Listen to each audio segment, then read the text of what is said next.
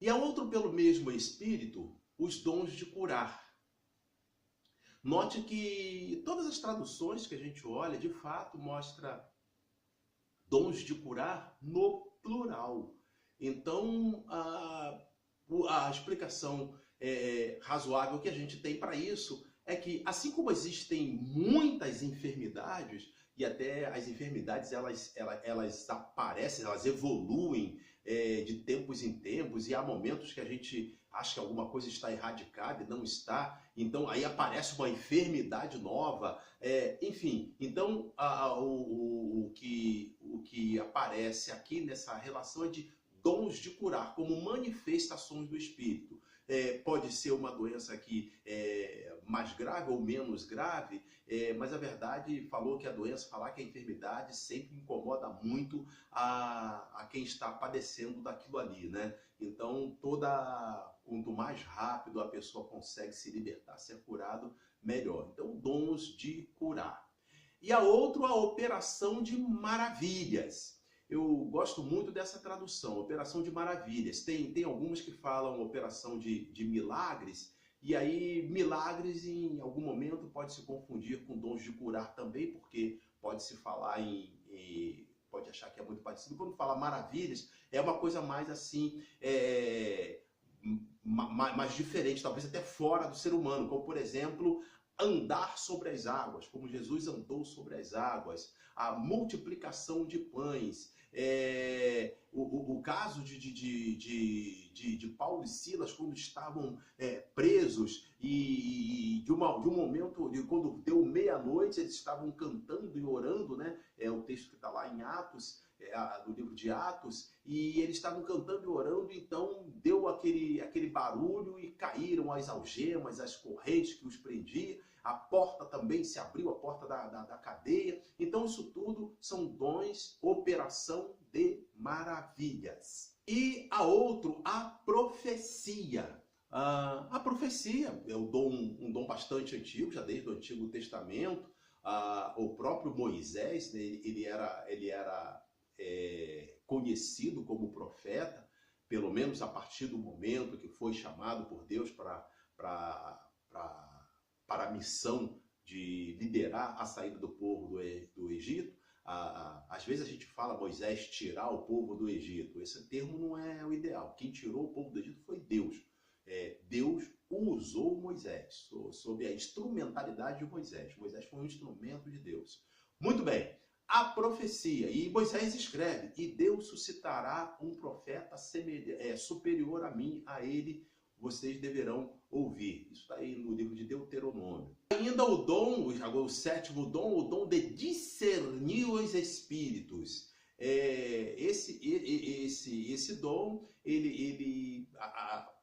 a gente tem uma explicação dele, discernir, saber se provar, a Bíblia diz provar se os espíritos são de Deus e se não são de Deus. E alguém vai dizer, e como é que eu vou saber quando é de Deus e quando não é de Deus? Pois é, isso é discernimento. Aí tem que o próprio Espírito Santo ajudar. Mas de qualquer forma, a gente tem exemplos disso na Bíblia.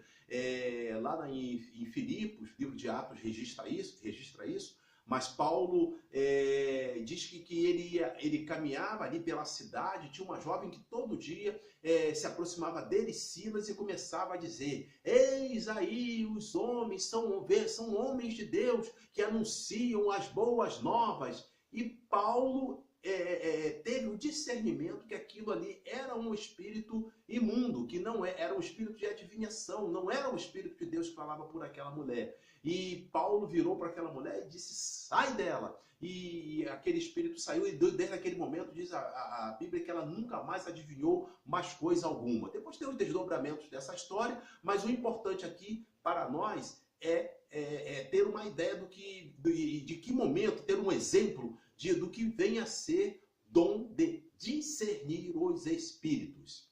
E a outro, agora vamos para o oitavo, a variedade de línguas. Variedade de línguas é a marca, e aí nós vamos insistir nesse ponto, é a marca do batismo, batismo no Espírito Santo, no ou com o Espírito Santo. As duas tratativas, as duas preposições são boas de serem empregadas. Mas a variedade de línguas, então, é a marca do batismo no Espírito Santo, falar em outras línguas de forma sobrenatural. Isso é muito importante. Eu já vi dizer de uma pessoa até que era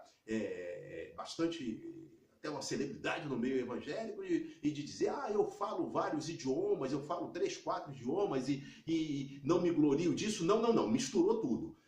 Variedade de línguas, de que Paulo está falando aqui em 1 aos Coríntios, capítulo 12, variedade de línguas, línguas sobrenaturais. Se você aprender inglês, aprender francês, aprender alemão, aprender japonês, não vale. Não é disso que está se falando. É línguas sobrenaturais. E vamos ao 9º dom agora, a interpretação de línguas. Evidentemente que são dois dons que só passaram a existir após o Pentecostes. A variedade de língua e a interpretação de línguas. A interpretação de línguas é uma manifestação quando tem, geralmente na igreja, né, Marcos? Numa reunião de santos, pronto, melhor termo, para quem assistiu aí a aula passada, a aula recente aí sobre a igreja, quando tem numa reunião de santos, quando tem uma pessoa falando em línguas sobrenaturais. E tem uma outra interpretando. E aí essa interpretação ela vira uma profecia, mas o termo correto é falar em interpretação de línguas. Glórias a Deus. Algumas propostas teológicas podem ser verificadas, mas eu gosto de uma que diz que esse grupo de dons ali de que estabelecido nessa primeira epístola de Paulo aos Coríntios, capítulo 12, versículos de 8 a 10, o grupo de dons ali, eles podem ser separados em 3 grupos. Saber, falar e agir. Saber é a palavra da sabedoria, a palavra da ciência e o discernimento. Falar falar em línguas, a variedade de línguas, a profecia e a interpretação de línguas. E agir, o dom da fé, o dom de milagres, o dom de maravilhas e os dons de curar. Então você se separa nesses 3 grupos.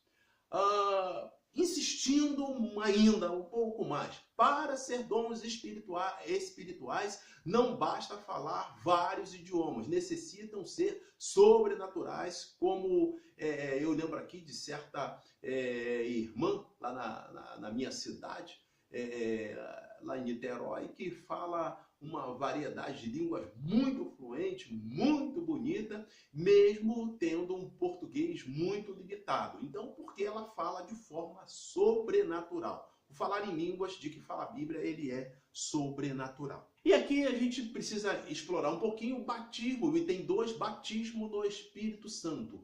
Quando é que acontece? Há algumas controvérsias no meio teológico, e eu li também um livro pesquisei, um livro de boa aceitação, mas boa aceitação também para outros assuntos. Nesse eu não gostei. E em outra publicação, aí tinha um autor que dizia, olha, eu vou falar deste assunto, mas não quero causar nenhuma polêmica. E aí eu tive que dar uma gargalhada santa, né? Porque falar de Espírito Santo, falar de batismo com o Espírito Santo, e não querer causar polêmica, como se diria, é brincadeira. É claro que vai ter que ter polêmica.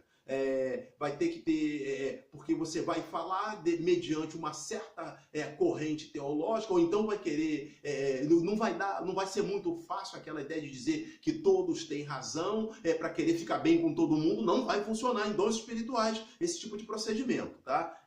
Dificilmente isso encaixa bem no discurso cristão, mas especialmente quando se fala de Espírito Santo, de batismo no Espírito Santo, não dá para a gente querer agradar todo mundo com o que a gente vai dizer. Então, quando acontece? Qual é a evidência? A evidência de ser batizado no Espírito Santo, como eu defendo, é o falar em línguas. Em Atos capítulo 10, versículo 45, está escrito assim: e os fiéis que eram da circuncisão, todos quantos tinham vindo com Pedro, maravilharam-se de que o dom do Espírito Santo se derramasse também sobre os gentios. Nesse ponto aqui, Pedro está chamando de o dom do Espírito Santo, isso vai aparecer várias vezes essa expressão no Novo Testamento. O dom do Espírito Santo, Pedro está sinalizando que é, nesse versículo aqui, nessa passagem, que é a evidência de falar em línguas. Pedro está falando e quem escreveu o livro de Atos foi Lucas. Mas nesse ponto aqui quer dizer isso. Então a evidência é o falar em línguas. Na prática, o batismo no Espírito Santo, com a evidência de falar em línguas, antecede ou aperfeiçoa outros dons espirituais. Por exemplo, eu lembro que a minha saudosa mamãe, serva do Senhor, ela tinha um dom de sonhos, ela tinha um dom espiritual de sonhos, de tal forma que ela sonhava coisas relacionadas aos irmãos da igreja e sempre... Eu lembro que eu era criancinha, via ela contar os sonhos e vi muita coisa acontecer. Eu lembro de tê-la visto contar coisa assim muito surpreendente e tempos depois a gente vê aquilo acontecer.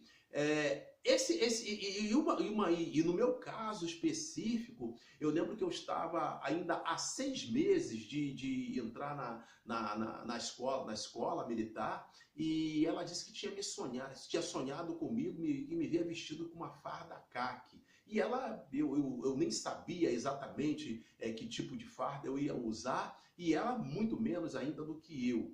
Mas eu falei, bom, não parece ser exatamente o que eu estou procurando, não, mas vamos ver e tal. Muito bem, e a gente foi estudando, quando chegou no final do ano, a gente fez os concursos e acabou que as coisas encaminharam para eu entrar na escola da Marinha Mercante, a escola de oficiais da Marinha Mercante, e quando eu coloco a farda era a farda caqui do jeito que ela havia sonhado há 6 meses atrás. Então, como a gente começou dizendo aqui nesse ponto, quando a pessoa tem uma tendência a ter um dom espiritual, às vezes até já vem sendo usado em algum nível ou com alguma intensidade, essa intensidade ela tende a aumentar quando essa pessoa é batizada no Espírito Santo. Item 3, os dons espirituais ministeriais. Efésios capítulo 4, versículo 11 diz que e ele mesmo deu uns para apóstolos. Ele mesmo é o Senhor Jesus. Ele mesmo deu uns para apóstolos e outros para profetas e outros para evangelistas e outros para pastores e doutores. Então estamos diante aqui de 5 dons ministeriais, desse elencados nessa passagem aí da Epístola de Paulo aos Efésios. Então o primeiro é apóstolos. Apóstolos foram, na integridade, na origem da palavra, esse termo foi utilizado no primeiro século. Dentre as pessoas que Jesus chamou para seguir, aquelas primeiras, e aí, passado até por uma certa peneira, teve a primeira geração de 12 pessoas que receberam o título de apóstolos. Dentre esses, o lado negativo, né, foi até Judas Iscariotes, que esse depois se suicidou. Mas depois, com o decorrer, com o início da igreja primitiva, após Jesus ter sido levado ao céu, os apóstolos se reuniram e resolveram escolher um sucessor para Judas, e escolheram Matias. Então Matias também foi um apóstolo, por quê? Ele foi escolhido pelos outros apóstolos. E depois disso, a Bíblia diz que Jesus apareceu a Saulo. É o Saulo que vai se transformar, depois vai ter o seu nome mudado para o apóstolo Paulo. E a Bíblia é muito clara que Jesus apareceu a Saulo, isso é registrado por Lucas, quando Saulo estava no caminho para Damasco. Jesus apareceu a Saulo e o texto é bastante conhecido, um dos textos talvez dos mais importantes do Novo Testamento, e disse: Saulo, Saulo, por que tu me persegues? E aí a Bíblia diz que Saulo caiu, ficou cego, mas ele foi levado para um local, foi conduzido e chegou até a rua direita, numa casa. Paralelamente, o próprio Jesus também falou com um vaso, com um servo do Senhor chamado Ananias. Não confundir esse Ananias com aquele Ananias, marido de Safira, hein? É outro Ananias. Mas, paralelamente, então, o Espírito também chegou até Ananias e disse: Ananias, vá até a rua direita e lá você vai encontrar um certo varão de nome Saulo. E você vai chegar lá e eu vou te dizer o que tem que ser feito. Aí Ananias falou: mas Senhor, Ananias estava orando e disse: Senhor, Saulo, mas esse não é aquele que persegue os cristãos, que prende os cristãos? Nesse momento, Saulo ainda não era convertido, no tempo em que fazia isso. Aí o Espírito fala para ele: olha, Ananias, eu vou te mostrar o quanto esse homem deve padecer pelo meu nome. Ananias vai. O que essa Ananias vai? Só para terminar esse pedacinho, Ananias chega lá e diz: Saulo, Saulo, o Senhor que te apareceu em visão me enviou aqui, que te apareceu no meio do caminho para Damasco, me enviou aqui para que te ponha as mãos, para que tornes a ver e sejas cheio do Espírito Santo. E Saulo, que estava cego, né, desde que vira Jesus no caminho, foi caminhando cego ali, sendo conduzido cego até essa casa, e Saulo então voltou a enxergar. Mas o que é importante ressaltar é que a questão de Saulo ter visto a Jesus, alguém poderia dizer: mas quem mais que viu? Pois é, o mesmo Jesus que apareceu a Saulo, se manifestou a Ananias e disse a Ananias o que estava acontecendo. Mais tarde, quando Saulo, agora já o apóstolo Paulo, quando ele se apresenta como apóstolo, no meio apostólico que ainda residia, que ainda existia, o apóstolo Pedro e os demais, ninguém duvida da apostolicidade de Paulo, do apóstolo Paulo. Por que eu estou dizendo isso? Esses ministérios sempre caem, sempre vão e voltam, sempre a discussão no meio evangélico da validade, da razoabilidade de termos ainda nos nossos dias. Bom, então nesse caso aqui sobre apóstolo, eu vou ainda avançar um pouco mais. Quando houve ali no primeiro, no segundo século, muitas questões sobre a questão do cânon sagrado, ou seja, havia muitos livros, e qual era aquele que ia se tornar canônico ou não, qual era os livros, a discussão de qual era o livro que era inspirado por Deus de fato, um dos requisitos que se usava era apostolicidade. O que é isso?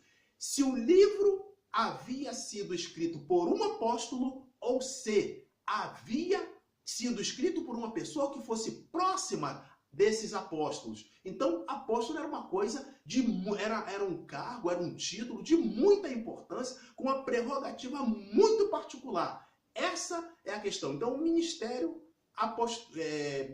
dentre o que está registrado ali em Efésios, quando Paulo escreve: e Deus deu a uns para apóstolos, na minha avaliação, depois daquela geração ali, dos apóstolos escolhidos por Jesus e das pessoas que estiveram próximas a esses apóstolos, na minha avaliação, esse título não deveria ser usado. Mas hoje, algumas pessoas acham que deve usar, aí é problema de cada um com Deus. Aqui também eu tenho direito a dar a minha opinião. Então, na minha opinião, o título de apóstolo é para o primeiro e segundo século da igreja e não deveria se repetir mais. Ficamos nesse ponto com essa sugestão. Bom, e o segundo grupo de que fala esta passagem aos Efésios é justamente de profetas. Aí a outra questão que aparece: será que hoje nós temos pessoa que profetiza ou nós temos profetas? Eu acho que justamente a maneira que a gente pode responder isso é quanto à frequência. Eu estou disposto a aceitar que hoje existe o ministério de profeta. Claro, profeta, o dom é de Deus, mas Deus dá dons aos homens, isso ainda a gente vai explorar isso também ainda um pouco mais, mas é aquela pessoa que profetiza sobrenaturalmente com uma frequência bem razoável, com uma frequência, vamos chamar aqui acima da média, uma frequência bem razoável, e não uma pessoa que profetiza esporadicamente, profetizou uma vez na vida. Aí não, aquele ali a gente pode dizer que foi usado em profecia. Mas quem profetiza com frequência, com uma boa frequência, e claro, profecias que são de fato de Deus, profecias que se cumprem e por aí afora, a esse a gente pode chamar, na minha avaliação, a esse a gente pode chamar de profeta, ou profeta, se for mais de um. Se for mulher, profetiza. E o item 3, evangelistas. Evangelista, como o nome diz, evangelista é aquele que evangeliza. Em determinado momento, havia correntes que sugeria que evangelistas teria que ser aquele que liderava uma grande cruzada, que aí conseguia fazer um movimento muito grande numa cidade, reunir não sei quantas mil pessoas. Ora, a Bíblia fala, por exemplo, de Filipe, que Deus enviou, estava pregando, e de fato estava pregando para uma multidão, mas não é por isso. Deus o enviou depois para pregar para uma pessoa só. É a passagem que Filipe vai pregar ao eunuco da rainha, né? Da rainha de Candace. E Filipe sai então, deixa aquilo tudo e é transladado, né? Para chegar até aquele eunuco. E ele começa então a pregar para apenas uma pessoa. E esse trabalho de Filipe é aceito largamente como sendo um trabalho evangelístico. Então, Deus não trabalha, não leva tão a sério essa questão de quantidade nesse sentido. Quando Deus nos dá um trabalho para fazer, é para que nós o façamos, como diz Eclesiastes, aquilo que te vier às mãos para fazer, faze-o conforme as tuas forças. Deus nos dá alguma coisa para fazer, o importante é que a gente faça dentro da nossa realidade. Então, o evangelista é aquele que evangeliza. É claro, ele vai ter um viés evangelístico maior do que um crente natural, do que um crente comum, do que um crente da média. É aquela pessoa que está sempre envolvida com evangelismo, evangeliza um, evangeliza outro, evangeliza de um jeito, evangeliza de outro, evangeliza para muito, evangeliza para poucos, evangeliza em vários lugares diferentes. Esse, para mim, é o evangelista, é como eu defendo. Depois disso vem pastores. Pastores, atenção para esse título, pastores aqui, ele era associado nessa época a dirigente da igreja local. E esse mesmo nome também podia ser dado para presbíteros, então era pastores, presbíteros, também em algum momento podia se falar anciãos. Isso sempre quer dizer a mesma coisa, é o líder de uma igreja local. Então, Deus deu alguns para pastores, as pessoas que estão pastoreando. E o quinto grupo é de doutores ou mestres, conforme seja a tradução. Doutores ou mestres são aqueles que são dados ao ensino. É o trabalho que nós estamos fazendo aqui, ministrando a palavra, mas com o viés, vamos chamar assim, de escola bíblica dominical. Então, é a preocupação com o ensino, é a pessoa que gosta de pesquisar, tem paciência de pesquisar, não se incomoda de investir tempo pesquisando, lendo os assuntos, lendo a Bíblia e lendo também livros, pesquisando para ter o melhor do ensino das doutrinas de Deus. São os doutores ou mestres de Deus. E aí, chegamos a um sexto grupo. Agora a gente já está além daquela lista que Paulo escreveu aos Efésios. Aí a gente chega aqui num outro grupo, eu vou chamar aqui, que a gente chamou de dons individuais e ministeriais. Por exemplo, primeira epístola de Paulo a Timóteo, capítulo 4, versículo 14, Paulo escreve assim: não desprezes o dom que há em ti, o qual te foi dado por profecia, com a imposição de mãos do presbitério. No caso aqui, presbitério vale como o que a gente teria hoje, a diretoria da igreja. E também, segunda epístola de Paulo a Timóteo, capítulo 1, versículo 6, diz assim: por este motivo te lembro que despertes o dom de Deus que existe em ti pela imposição das minhas mãos. Ou seja, as mãos do apóstolo Paulo. É uma coisa individual, porque do jeito que ele falou aqui, era uma coisa que só valia para Timóteo. Outras pessoas podem receber também de forma semelhante. Mas do jeito que está aqui, aquele momento ali, é um momento que Paulo falava de um dom individual para Timóteo. Pode ter, outras pessoas ter, assim como Timóteo tem um, também outras pessoas, Timóteo tinha um, né? Outras pessoas também podem ter dons também individuais, ministeriais, de forma semelhante ao que acontece nessas passagens que acabamos de ler. Glórias a Deus. E chegamos ao item 4, outros dons espirituais importantes. O primeiro grupo é o dom da vida eterna. Aliás, chegamos ao dom mais importante. Se um dia, tá aí uma boa pergunta, né? Para se fazer numa ministração de aula. Será que existe um dom mais importante do que o outro? Existe. É esse que a gente está falando aqui. Dom da vida eterna. Romanos capítulo 6 e versículo 23.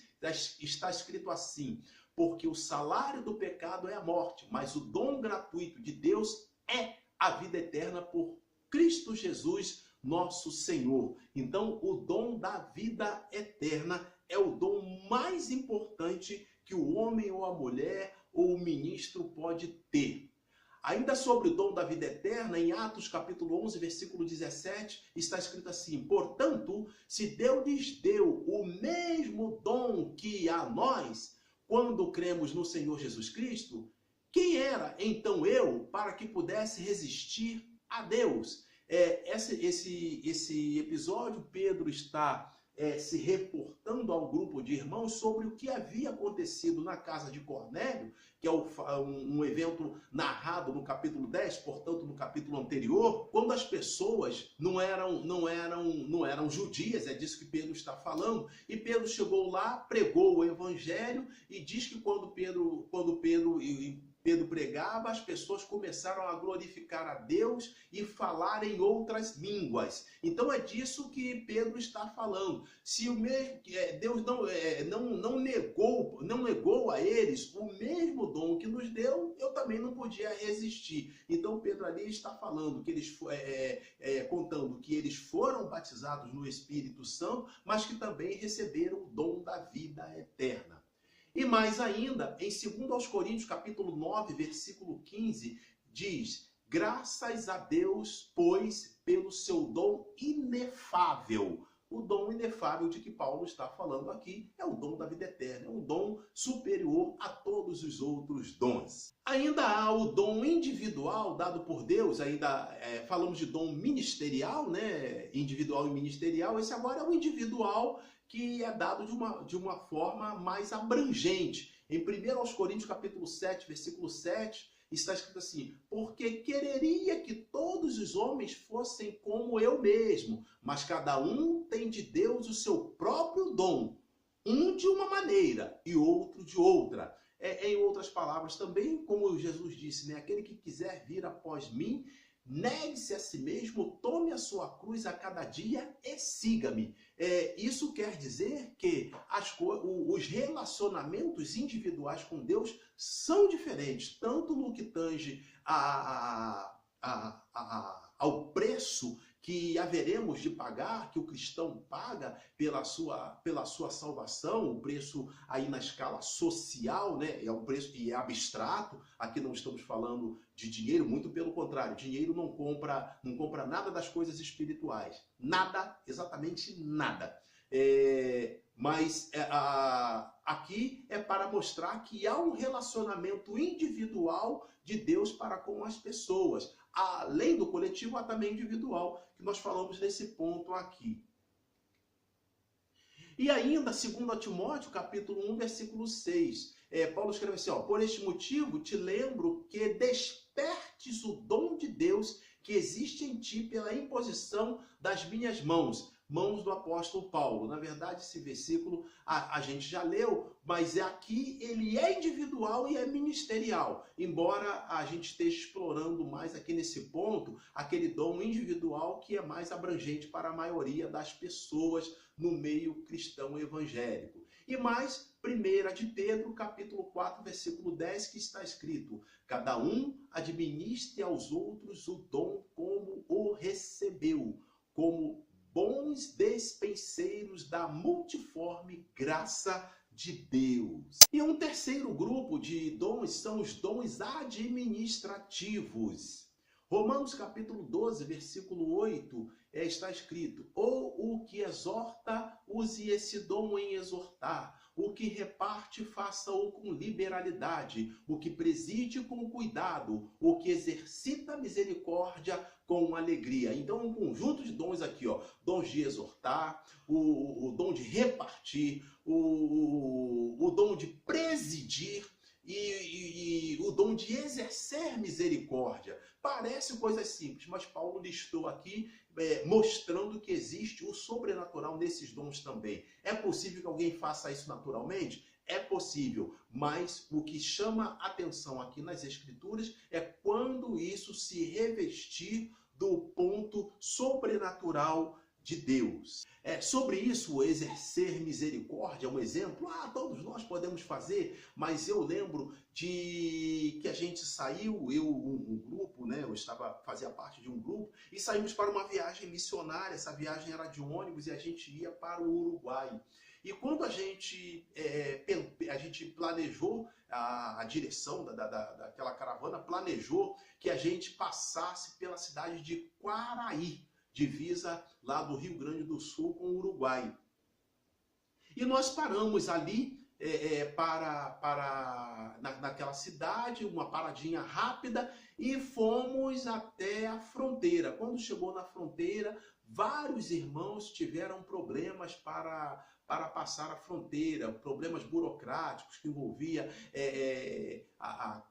documento de identidade, o passaporte como estava, enfim. Então a gente teve que voltar de ônibus para Quaraí, a cidade brasileira, onde a boa parte daqueles irmãos que haviam encontrado dificuldades ali na barreira poderiam sanar esses problemas se tivessem ali algumas horas ou até mais um dia, que fosse ali 24 horas. Só que nós chegamos nessa cidade, não foi uma parada assim planejada, de tal forma que para alguns, para a maioria, até a hospedagem em hotéis, o que se faria nesses casos, ia ser um problema bastante difícil de ser resolvido. E enquanto nós descemos do ônibus, falamos assim: vamos fazer uma coisa, vamos cantar uns hinos aqui fora e tal, e aí enquanto um grupo canta, aí a gente vai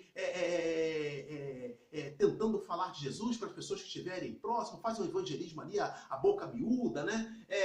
E assim começamos a fazer. E foi aparecendo gente, apareceram pessoas também da igreja que estava ali em Quaraí, da igreja daquela cidade. E logo parece que as pessoas chegaram ali, foram para a igreja, parece que estavam com reunião marcada, e falaram lá para o pastor que havia esse grupo ali, e imediatamente aquele pastor mandou que chamassem a todos para que nós fôssemos lá para a igreja dele, que lá haveria lugar para a gente tomar banho, para se alimentar, enfim. E nós fomos. E chegamos lá e realmente tomamos banho. A caravana era um ônibus completo, então tinha quase 40 pessoas. E tomamos banho e tal, e a esposa do pastor falou: olha, então depois vamos jantar. E fomos jantar. E a janta era farta.